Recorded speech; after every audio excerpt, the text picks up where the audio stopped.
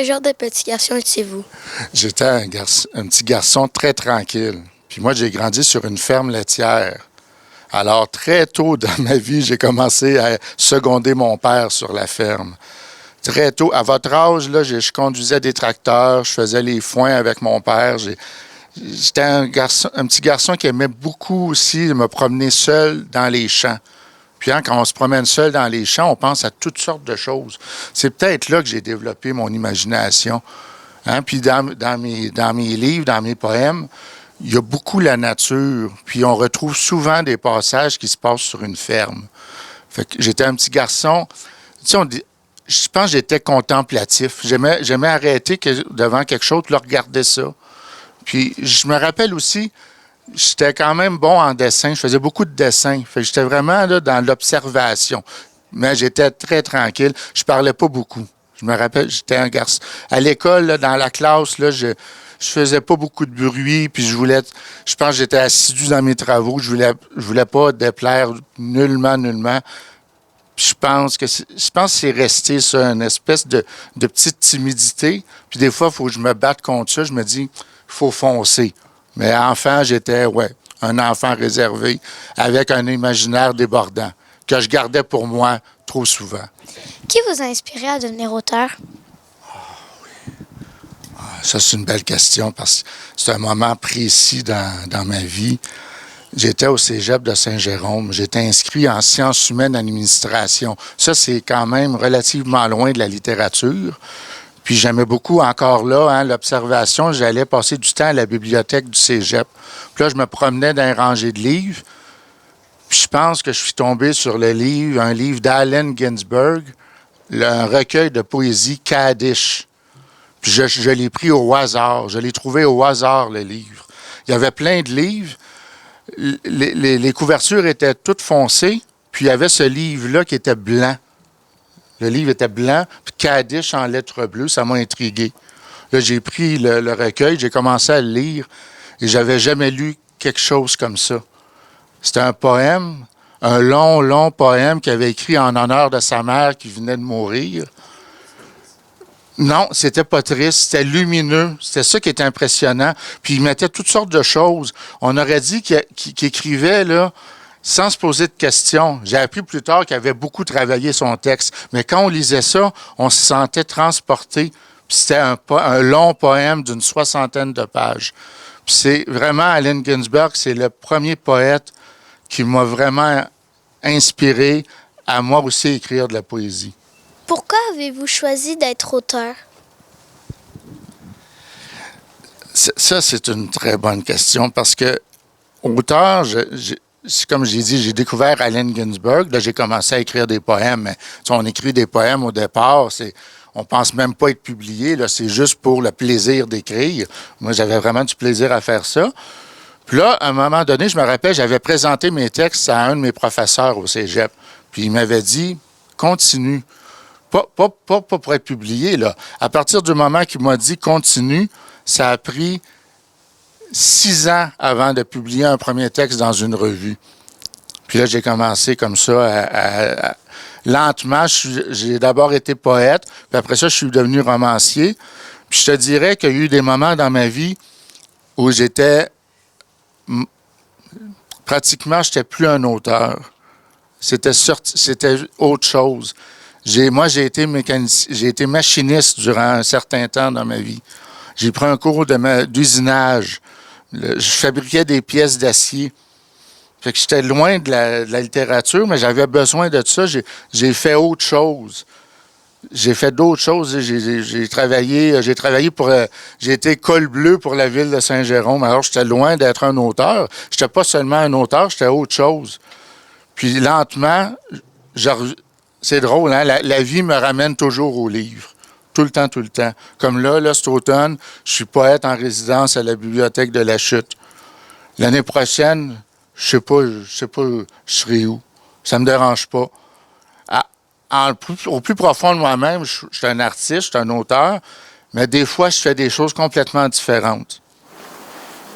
Est-ce que vous pouvez développer un peu sur c'est quoi être poète ou auteur en résidence? Oui, poète en résidence. Il n'y a pas de définition précise, je dirais. On l'invente un peu au fur et à mesure. Poète en résidence, pour moi, c'est une grande partie d'observation.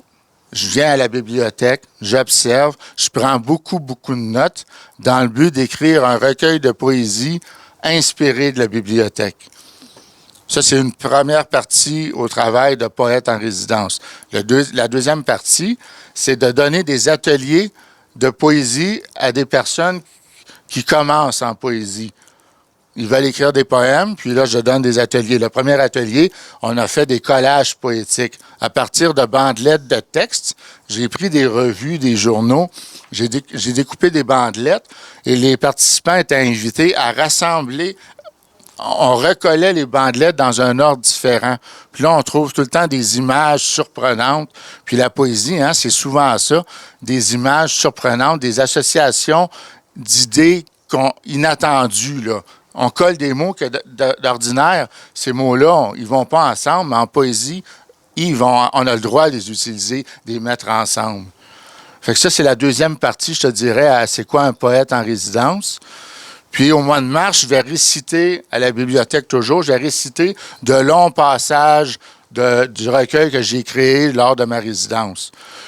Puis j'aimerais préciser que réciter un texte, là, c'est difficile.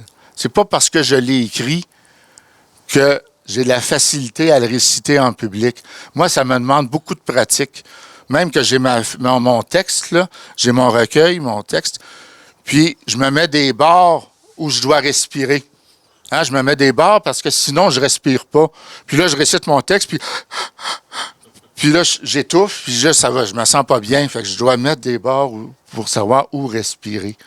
Fait que c'est un poète en résidence, je te dirais que c'est pas mal, ça englobe plusieurs activités. Je veux dire, Vous inspirez de ce que vous voyez ici à la bibliothèque. Ouais. Est-ce qu'on peut avoir un exemple de choses qui vous a inspiré là, jusqu'à présent, que vous avez remarqué? je vous ai vu arrêter devant le monument. Ce monument-là, moi, le monument en honneur des vétérans, ça m'a beaucoup inspiré. Puis là, c'est quelque chose de... La main, hein? Là, je l'ai inscrite, la main portée au ciel. On ne sait pas à quoi ça va me servir. Je ne sais pas à quoi ça va me servir dans le recueil, mais cette image-là, hein, je la trouvais, elle est forte. Elle est forte, puis ça veut dire beaucoup, là, des gens qui sont disparus à la guerre. Ça, c'est une des images qui m'a inspiré le premier jour, je vous dirais. Et peut-être que nous, on vous inspirera pour un poème ou un paragraphe, peut-être. C'est certain. C'est certain. C'est certain. Je ne peux pas passer à côté de ça. D'où viennent vos inspirations pour vos histoires? Mes histoires, ah oui. Là, je vais peut-être plus parler un peu de mes romans, là, les histoires de mes romans. Oui, mon premier roman, c'est Brigitte Descolères. Et ça, là, ça a été un plaisir à écrire parce que Brigitte, c'est un personnage féminin. C'est une héroïne, mais moi, je suis un homme. Alors, d'avoir un personnage féminin, là, ça m'a libéré. Ça m'a permis de dire des choses que je ne me permettais pas de dire en tant que jeune homme. J'étais un jeune homme à l'époque. Puis là, ça m'a permis, là, ça m'a inspiré là, des passages. Ça a libéré mon imaginaire de faire ça, d'avoir ce personnage-là.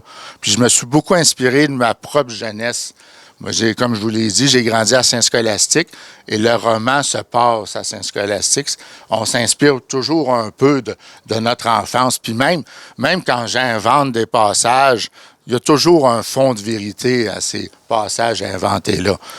Puis un autre, la deuxième série de romans, j'ai écrit un roman historique, Soleil de paille. Là, je me suis inspiré d'un fait historique. Je me suis inspiré de l'expropriation de Mirabel. Ça, j'ai fait beaucoup de recherches pour me documenter. Puis, c'est pas tant un roman qui raconte l'expropriation là d'un point de vue historique, c'est les effets que cet événement-là a eu sur une famille d'agriculteurs, les effets psychologiques que ça a eu. Ça m'a beaucoup inspiré aussi, je te dirais. Puis, dans mes poèmes, j'ai adoré un recueil que j'ai écrit, Buffalo. Je l'ai écrit, j'étais inspiré par la nuit. J'ai écrit chaque poème était écrit entre minuit puis 3 heures du matin. C'était ma technique, là. Puis je m'inspirais de la nuit, là. Ça m'a beaucoup inspiré. Et moi, je suis curieux, là, pour votre roman, Brigitte Descollères. Vous dites, vous avez pu dire des choses parce que là, votre personnage était féminin alors que vous êtes un garçon. Qu'est-ce que vous pourriez dire en tant que fille que vous ne pouviez pas dire vous-même? C'est drôle, hein? C'était la révolte. La révolte. Je sais pas pourquoi, ça n'a pas vraiment que ce soit une fille ou un garçon. La révolte, ça nous habite. Mais j'avais comme une espèce de révolte en moi. Puis là, le personnage de Brigitte m'a permis d'exprimer ça. Parce que, tu sais, les livres, des fois, ça nous bouscule. Puis je vous dirais que Brigitte, ça bouscule pas mal quand on le lit. Ça bouscule pas mal. Il se passe des choses. Elle a beaucoup de colère en elle, Brigitte. Puis, je pense que ça m'a permis de libérer cette colère-là. Puis ce qui est bien avec la trilogie de Brigitte, c'est que Brigitte, au fil des tomes, elle parvient à se libérer de sa colère, à se remettre de sa révolte, puis à s'ouvrir au monde. Mais je pense que c'est ça m'a permis d'exprimer. C'est drôle, hein? On dirait, on penserait pas. C'est ça que ça a vraiment permis de faire. Exprimer des idées que garçon, peut-être j'avais trop de retenue. Je voulais pas exprimer des choses qui étaient négatives ou qu'est-ce que des gens vont penser de moi. Mais Brigitte, ça m'importait peu de penser ce que les gens allaient penser d'elle. C'était un personnage. C'était pas moi. C'était quelqu'un d'autre. Comment vous sentez-vous quand vous écrivez une histoire? Je sens toujours que je vais avoir beaucoup de travail à faire. Des fois, là, j'écris un texte, puis j'ai un moment d'inspiration. Hein, ça commence souvent comme ça, un moment d'inspiration. Là, je vais donner un exemple. Là, je note quelque chose à propos du monument. Et là, j'ai quelques idées. Et là, je me dis, mon Dieu, comment ça va finir, hein, ça? Comment il va y avoir beaucoup d'ouvrages à faire? Combien de versions je vais devoir faire pour avoir une belle version, la version finale? Puis ça, en quelque part, ça me dit... c'est pas que ça me décourage, mais je me dis, mon Dieu, j'en ai pour longtemps. Puis d'un autre côté, je suis content parce que je me dis, ça va être une aventure, hein? Écrire un texte, c'est comme une aventure. Puis ça, une aventure, c'est pas toujours facile. Il y a des épreuves. Puis des fois, j'ai comme un peu peur. Je me dis, je vais-tu y arriver? Quand j'ai écrit Soleil de paille, un roman historique, j'ai interviewé 15 personnes qui m'ont raconté leur vécu. Je me suis demandé, est-ce que je vais y parvenir à trouver une forme à ça? Vais-tu trouver le début? Est-ce que je vais trouver la fin? Puis finalement, ça arrive toujours que je trouve la fin. Mais le chemin pour y parvenir, là, ça, c'est quelque chose qui m'impressionne à chaque fois. Ça peut prendre pour écrire un poème ou un roman? Un poème, ça me prend toujours beaucoup de temps, un poème. Je suis pas un poète rapide. Mon premier recueil, ça m'a pris 3 ans de l'écrire. Ouais. 3 ans de travail de plusieurs versions. Le deuxième recueil, ça m'a pris 4 ans. C'est vraiment, je suis un auteur, un poète qui est lent. Je prends quelques notes, je travaille ça, puis là, je reformule ça. Pour les romans, c'est très différent. Brigitte Descollères, je l'ai écrit, le premier jet, je l'ai écrit en 6 mois. Qui est quand même, pour moi, c'était très rapide. C'est comme je vous dis, là, le personnage de Brigitte, j'étais comme libéré. J'ai pondu une version. En 6 mois, j'avais une version complète. Je veux dire, j'avais le début, les péripéties, les chapitres, la fin. C'est sûr qu'il y a eu un travail, hein, la maison d'édition. Il y a un travail que je fais. J'ai une éditrice, puis je travaille auprès de l'éditrice à trouver la meilleure version possible du livre. Fait que le 6 mois, on a rajouté un autre 6 mois. Ça a pris 1 an écrire Brigitte Descollères. Par contre, un roman comme Soleil de paille, là, je vous l'ai dit, il y a eu 3 ans de recherche. Ça m'a pris 3 ans de recherche, plus 2 ans de rédaction, à écrire le roman, à trouver le fil conducteur, à tous les témoignages que j'avais. Fallait que je trouve une ligne directrice. Hein, l'histoire ne pouvait pas partir dans toutes les directions. Fallait que je trouve une direction à ça. Ça m'a pris 2 ans. Et puis, je vous dirais que trouver le titre a été aussi une grande aventure.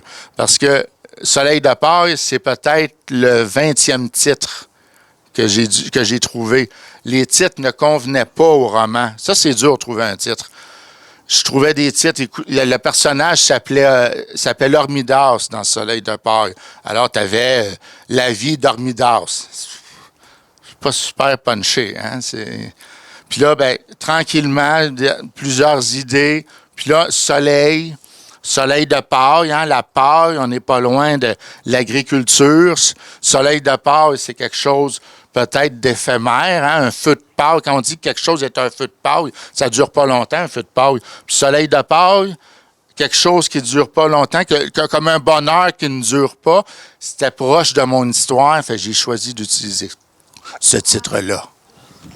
Quel livre êtes-vous le plus fier ou le plus ému d'avoir fait? C'est mon préféré. Pas facile, ça. Mon préféré. Même si Soleil de paille m'a pris plusieurs années, la rédaction m'a demandé plusieurs années, j'ai toujours un faible pour Brigitte Descollères qui a été écrit. On appelle ça écrire quasiment dans un souffle. Là, je l'ai écrit d'un coup sec. Puis je pense que c'est mon préféré. C'est quelque chose, là, ça ne s'explique pas. Quand je lis, j'ai comme les papillons encore dans l'estomac. Ce livre-là me fait encore beaucoup d'effet quand je le lis. Puis des fois, je le relis, puis je me demande, mon Dieu, je ne suis plus cette personne-là. On se rappelle, hein, Brigitte Descollères, c'est un personnage inventé, mais il y a beaucoup de moi dans le personnage. Puis toute cette révolte-là, moi, je me surprends encore à lire ce livre-là. Je me dis, mon Dieu, je me surprends presque à me dire que c'est pas moi qui ai écrit ça. C'est quelqu'un d'autre. Ça me fait vraiment cet effet-là. Puis, pour cette raison-là, c'est vraiment le livre auquel je suis le plus attaché. Racontez-nous comment vous avez réagi quand vos terres ont été vendues pour devenir un aéroport. Moi, je n'étais pas encore né quand c'est arrivé. C'est arrivé en 69, les premières expropriations. Moi, je suis né en 77. Par contre, j'en ai beaucoup entendu parler. Mon père, il parlait souvent de les anciennes terres qu'on avait à Saint-Rémy. Il parlait de ces terres-là, puis quand il parlait de Saint-Rémy, hein, c'était comme une espèce de paradis perdu, là. Les terres allaient servir je crois que c'était la piste 29 qui allait être construite pour l'aéroport de Mirabel sur nos terres. Puis ça le touchait beaucoup. Puis toute ma famille, là, c'était quelque chose, j'osais même pas d'en parler avec mon père tellement que ça avait l'air de l'ébranler. Tu sais, des fois, j'en parlais pas avec lui. Je savais que ça le rendait triste. Puis, je pense que ce qui a été encore plus terrible, c'est d'apprendre que la piste 29, ils l'ont jamais construite. Elle n'a jamais été construite. Alors, les terres qu'on avait à Saint-Rémy sont encore là. Heureusement, Dans les années 80, on a offert à mon père de racheter les terres pour lesquelles il avait été exproprié. Puis il a pu poursuivre son métier d'agriculteur en cultivant les terres de Saint-Rémy. Mais je te dirais qu'entre le moment de l'expropriation puis le rachat des terres, justement, je crois que dans ma famille, il y avait beaucoup de colère. On ne comprenait pas pourquoi on avait chassé tant de personnes de leurs racines pour finalement un aéroport qui allait être déplacé vers Dorval. Là, très peu je sais qu'il y a quelques vols à Mirabel, là, de marchandises, là, mais c'est rien à comparer ce qu'on pensait faire avec l'expropriation. L'aéroport, on leur parlait le projet du siècle, puis je pense qu'il y avait de la déception puis de la colère. Puis moi, ça m'a toujours touché de voir mon père parler de ça. C'est quelque chose qui le rendait émotif, mais mon père, quand il était émotif, il disait pas un mot. C'était ça, être émotif pour mon père, ne pas parler. Alors, je savais que ça l'avait beaucoup marqué. Puis quand vous avez écrit le roman Soleil de paille, est-ce que vous pensiez à votre père aussi? Oui, parce qu'il était décédé. Il est décédé en 92, mon père. Il n'a pas lu le livre, non. J'ai pas pu l'interviewer non plus. J'ai interviewé mes oncles, les cousins de mon père. Mais mon père, la version de mon père, je la saurai jamais. Puis comme je vous dis, c'était quelqu'un, des fois de cette génération-là, il parlait pas beaucoup. Et mon père, je peux vous dire qu'il parlait pas beaucoup. C'était un homme, un agriculteur qui faisait son travail. Puis je travaillais avec lui sur la ferme, je l'aidais, puis c'était souvent difficile de travailler avec lui parce qu'il donnait très peu d'indications sur le travail à faire. Puis là, je faisais des gaffes, il venait voir, puis mais c'est pas de même que je t'ai dit de le faire. Puis, il y avait très peu d'indications, fait que c'était un homme comme ça, un homme qui il parlait pas beaucoup. Depuis combien de temps avez-vous la ferme? Mais c'est ça, on ne l'a plus, la ferme. On l'a vendu, la ferme. En 92, quand mon père est décédé, on a fait encan, on a vendu la ferme à des voisins. Puis, moi et ma mère, on a déménagé à Saint-Jérôme. Alors, j'ai changé de vie complètement. Je suis arrivé à Saint-Jérôme, j'avais 15 ans. Mais la ferme, c'est toujours resté profondément, c'est mes racines. Puis c'est jamais totalement parti. Là. Dans mes livres, je parle de ça. Je vous dirais que dans mes prochains manuscrits, il y a certaines parties que c'est encore la ferme, je vous dirais. Mais c'est ça, la ferme, on s'en est départi à la mort de mon père. Ça a été... arrivé à Saint-Jérôme, c'est tout un bouleversement. Là. C'est vraiment... là. D'ailleurs, la seule... On a gardé... Il y avait sur une ferme, il y a toujours beaucoup de chats. Une ferme, on avait une quinzaine de chats. Vraiment. Puis, quand je suis déménagé à Saint-Jérôme, j'ai ramené un chat avec moi de la ferme. Alors, c'était mon chat que je ramenais de la ferme. Puis, c'était un chat qui était très précieux pour moi. C'était quasiment... c'est une des rares choses que je ramenais de Saint-Scolastique. Racontez-nous votre expérience au Japon. C'est bon. Oui, vous êtes bien renseigné. Moi, j'avais jamais pris l'avion avant de m'envoler pour le Japon. Je n'avais jamais pris l'avion. Alors, j'arrive à l'aéroport et là, je dis ça à un des membres de la délégation. C'était une délégation qui allait au Japon. Je dis, j'ai jamais pris l'avion. Puis il m'a dit, t'es sûr que ça va aller? Il n'était pas certain, là, parce qu'il y a des gens qui ont certains... Ils trouvent ça difficile, l'avion. Mais moi, je ne savais même pas si j'avais jamais pris l'avion. Et heureusement, ça s'est bien passé. Parce que c'est 15 heures de vol. C'est 15 heures de vol, ouais. On avait fait... Il y a eu un transfert à Chicago. À Chicago, là, c'est... Tu sais, tu n'as jamais pris l'avion, fait que tu n'es pas habitué des voyages, là. Alors, c'était un choc, vraiment un choc. Et là, on était à la délégation, on était atterri à Nagoya. Après ça, une partie de la délégation, on est parti à Tokyo. Alors là, j'ai pris le TGV. Et c'est un voyage incroyable. C'est un dépaysement total. Je me rappelle, quand je suis sorti de l'avion, les odeurs c'était des parfums, des odeurs qui m'étaient totalement inconnus. J'avais aucune référence. Je savais pas qu'est-ce que ça sentait. Ça sentait bon, mais je n'étais pas capable d'identifier ces odeurs-là. Et ça a été comme ça une bonne partie du voyage. J'ai adoré réciter des poèmes à l'Institut franco-japonais de Tokyo. J'ai récité des poèmes de mon premier recueil.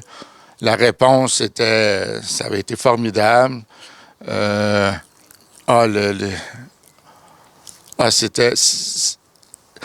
J'ai jamais pu écrire sur ce voyage-là encore. Il y avait tellement de choses, j'étais tellement imprégné par toutes sortes de choses, les images. Je suis pas encore capable de mettre de l'ordre là-dedans, puis être capable d'écrire sur ce merveilleux voyage-là, que j'ai fait en compagnie de plusieurs artistes, d'autres auteurs, des auteurs, des autrices. Ça a été une expérience. Les personnes avec qui j'ai voyagé, je suis encore en contact avec eux. Ça a été toute une chance parce que c'était au début de ma carrière que je suis allé au Japon. J'avais publié en 2003. Je suis allé au Japon en 2005. Alors, j'étais un petit nouveau là, dans le monde de la littérature. Puis ça m'a donné des ailes aussi d'être capable de voyager. Quand je suis revenu du Japon, là, j'avais l'impression que tout était possible. Tu sais, vraiment, là, c'est ça que ça a fait. C'est vraiment que ça a été l'effet de ce voyage-là, de rendre les choses possibles. Tu sais, j'avais jamais pris l'avion, ben là, j'avais pris l'avion. De m'imprégner d'une culture aussi, c'est très précieux. Hein? Moi, je le recommande, là, de voyager le plus possible, là, de se dépayser. Hein? Une fois même, durant le voyage, on s'est perdu. On s'est perdu dans Tokyo. On était complètement... Puis là, on a demandé notre chemin à des passants. Puis les passants connaissaient l'adresse où on allait. On s'en allait à l'Institut franco-japonais de Tokyo. On était complètement perdus. Puis on dit, personne ne va savoir. Personne ne saura c'est où. Je pense que la 4e personne à qui on a demandé savait où était l'Institut franco. C'est ça, là, j'avais l'impression, même si tu es perdu dans Tokyo, tu vas trouver de l'aide. Il va y avoir quelque chose... Tu ne seras pas totalement perdu. Puis quand je suis revenu du voyage, tout était possible.